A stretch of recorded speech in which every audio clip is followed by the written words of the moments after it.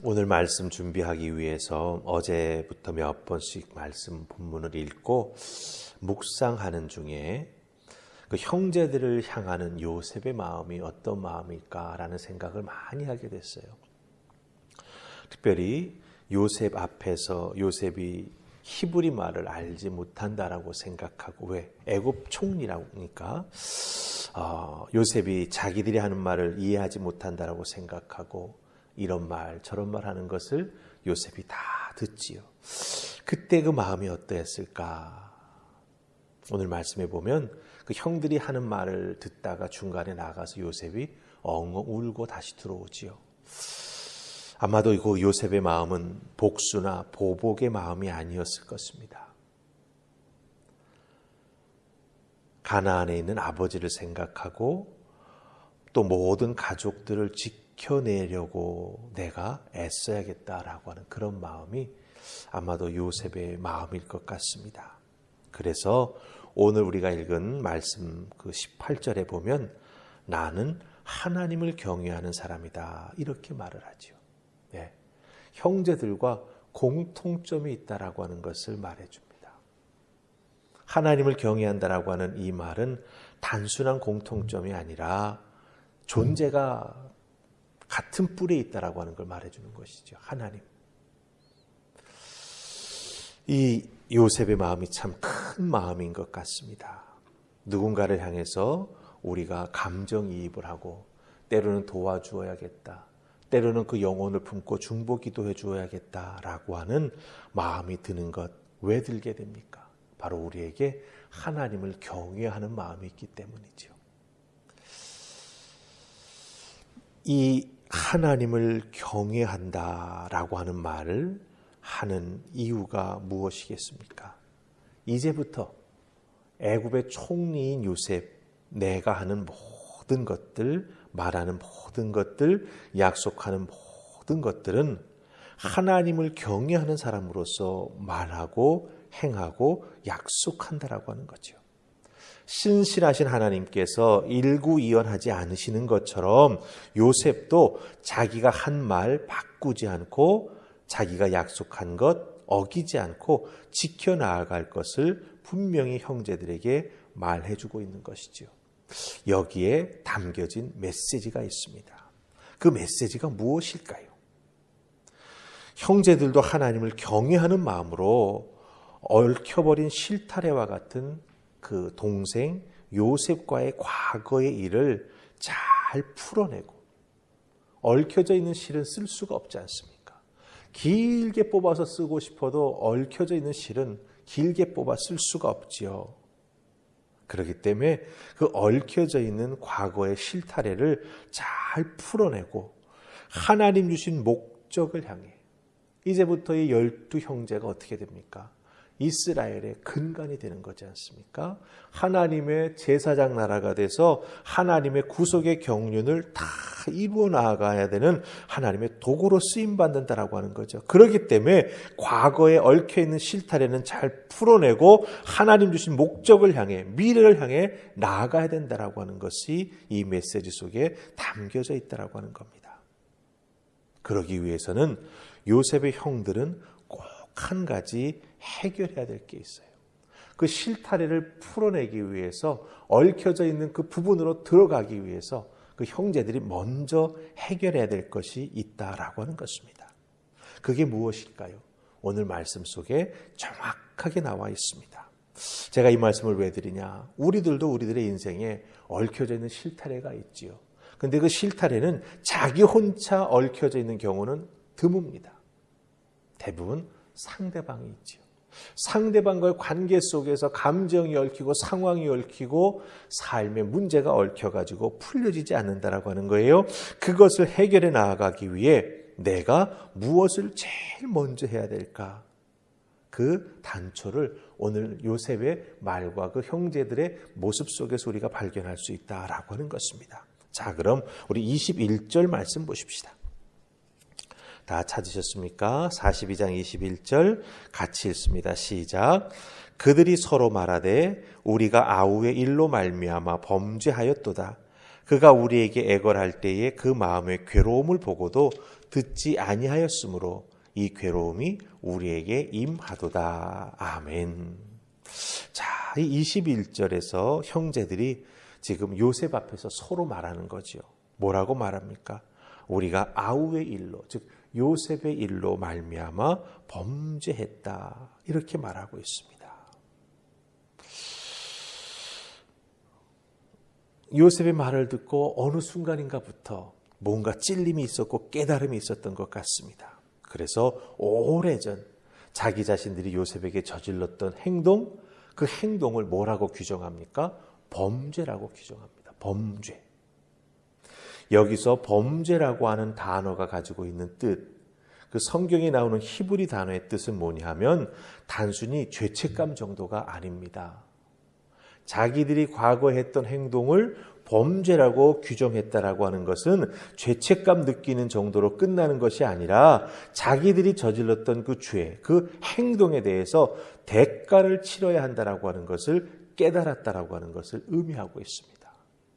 그러니까 자기들이 행했던 행동을 범죄라고 규정한다라고 하는 건 뭡니까? 거기에 대가를 치를 마음의 준비를 하자. 우리가 이것을 꼭 풀고 나아가야 된다라고 하는 것을 이 형제들이 깨달아 알기 시작했다라고 하는 것이죠. 요셉을 노예로 팔아넘길 때 그때 저질렀던 죄가 하필 지금, 그렇죠? 요셉이 여호와를 내가 경외하는 사람이다라고 하는 것을 말하면서 이렇게 행하여 가족도 구하고 또한 먹을 양식의 문제도 해결하라라고 하는 말을 듣게 되었을 때 갑자기 자기들의 행동을 범죄로 규정한다라고 하는 거예요. 마음속에서 그것이 막 깨달아지면서 형제들이 서로 입술로 그것을 고백하고 있다라고 하는 것이죠. 특별히 이 9절, 21절 중간에 나오는 표현, 여러분들 잘 21절 다시 보세요. 그 마음의 괴로움이라고 하는 표현이 나옵니다.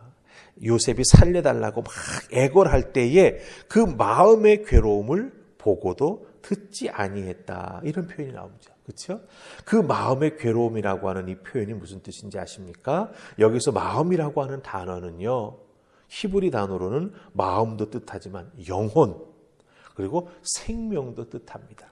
그러니까 무슨 뜻입니까? 내 영혼이 괴롭다라고 하는 거예요.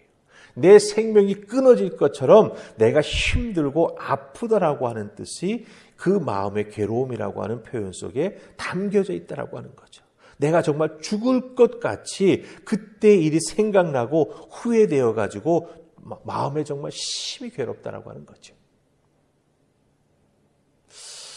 그리고 여기서 또 한 가지 숨겨져 있는 뜻은 뭐냐 하면 그때 요셉이 겪었던 괴로움이 어떠했을까? 그것을 지금 이 형제들이 요셉 앞에서 깨닫게 되었다라고 하는 거예요. 눈앞에 있는 요셉을 요셉으로 알지 못하고 그 진실을 모두 다 자신들의 입으로 고백하고 있다라고 하는 것이죠.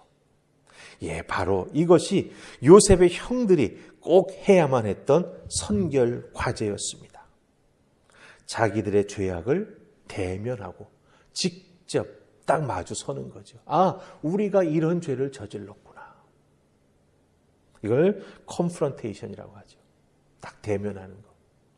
죄를 깨닫고 회개하기 위해서는요, 죄를 대면해야 됩니다. 그리고 그 죄가 얼마나 악한 것이었던지를 이 형제들이 깨닫게 되죠. 여기까지가 사실은 제일 어려운 단계예요. 내가 이런 죄를 저질렀구나라고 하는 것을 깨달아 알고 그 죄를 향해서 딱 직면해서 서는 겁니다. 그리고 그것이 얼마나 악한 것이고 그것의 결과가 얼마나 정말 잔인했던 것인가라고 하는 걸 깨달아 아는 것. 그 다음이 뭡니까? 용서를 구하는 단계라고 하는 거죠.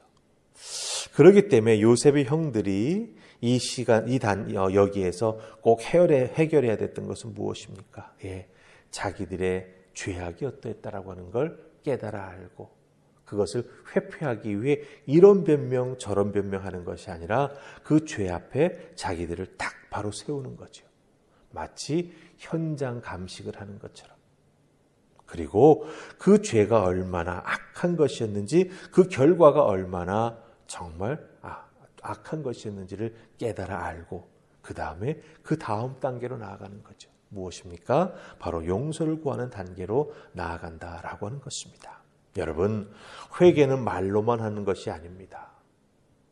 회개는요, 내가 무엇을 회개해야 하는지 그 죄악의 원인, 그 죄악의 결과를 힘들어도 직시하고 대면해야 합니다. 그 끔찍함을 알아야 다시는 같은 죄를 반복하지 않기 때문이죠. 우리 인간은 망각이라고 하는 참으로 묘한 것을 가지고 있습니다.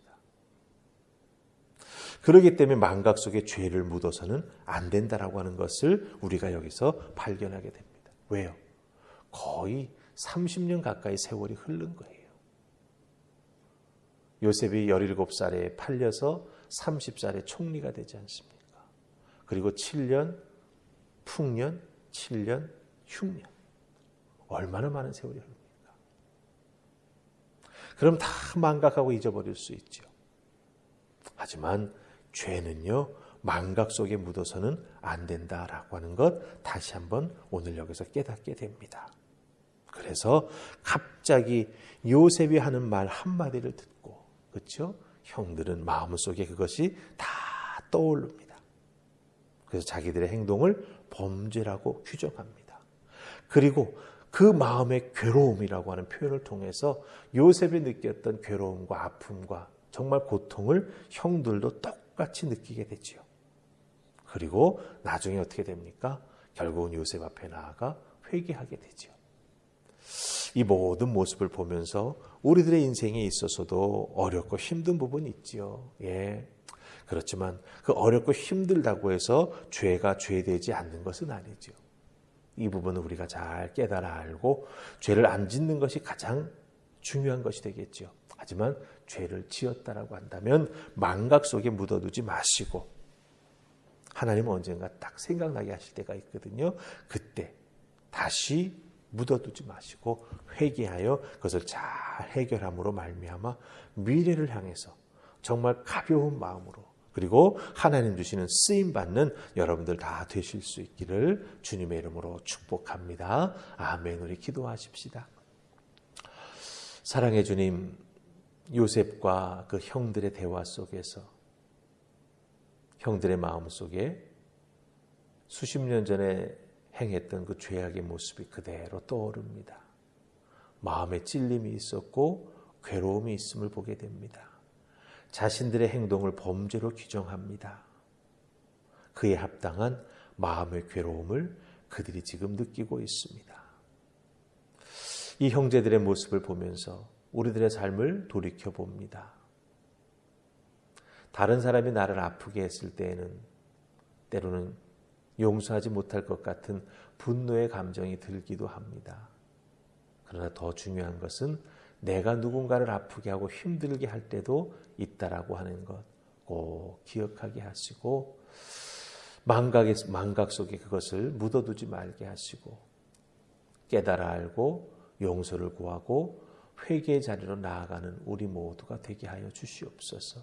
그리하여 진정 주님 주시는 자유함을 누리는 저희가 되게 하시고, 그 자유함 속에서 우리 하나님께서 우리의 삶을 통해 이루려고 하시는 계획과 섭리와 목적하신 바를 꼭 이루어드리는 도구로 쓰임받는 우리 모두가 되게 하여 주시옵소서.